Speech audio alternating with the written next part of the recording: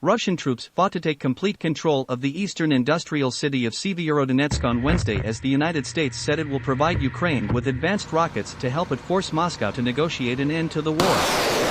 President Joe Biden said the United States would provide Ukraine with more advanced rocket systems and munitions so it can more precisely strike key targets on the battlefield. We have moved quickly to send Ukraine a significant amount of weaponry and ammunition so it can fight on the battlefield and be in the strongest possible position at the negotiating table, Biden wrote in an opinion piece in the New York Times. A senior Biden administration official said weaponry provided would include the M142 high-mobility artillery rocket system, Himars, which Ukraine's armed forces chief said a month ago was crucial to counter Russian missile attacks. Addressing concerns that such weapons could draw the United States into a direct conflict with Russia, senior administration officials said Ukraine gave assurances the missiles would not be used to strike inside Russia. These systems will be used by the Ukrainians to repel Russian advances on Ukrainian territory, but they will not be used on targets in Russian territory, the U.S. official told reporters. Shortly after the U.S. decision was announced, the Russian Defense Ministry said Russia's nuclear forces were holding drills in the Ivanovo province, northeast of Moscow, the Interfax news agency reported. Some 1,000 servicemen were exercising in intense maneuvers using more than 100 vehicles including Yars intercontinental ballistic missile launchers, it cited the ministry as saying. There was no mention of the U.S. decision to supply new weapons in the Interfax report. The latest U.S. pledge of weapons for Ukraine on top of billions of dollars worth of equipment already provided including anti-aircraft missiles and drones came as Russia pressed its assault to seize the eastern Donbas region, having abandoned its earlier thrust toward Kiev from the north.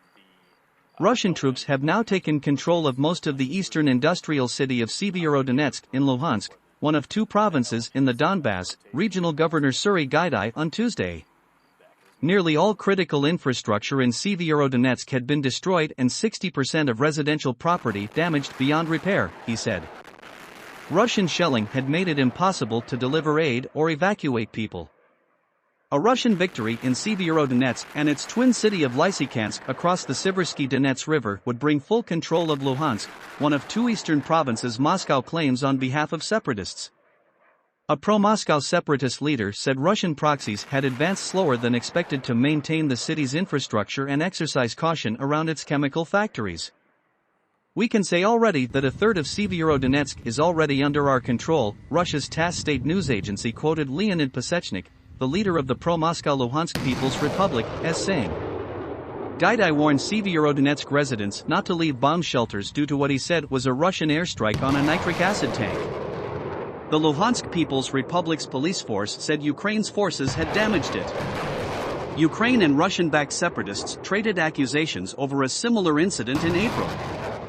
Jan Egeland, Secretary General of the Norwegian Refugee Council Aid Agency, which had long operated out of Severodonetsk, said he was horrified by its destruction. Up to 12,000 civilians remain caught in crossfire, without sufficient access to water, food, medicine or electricity, Egeland said.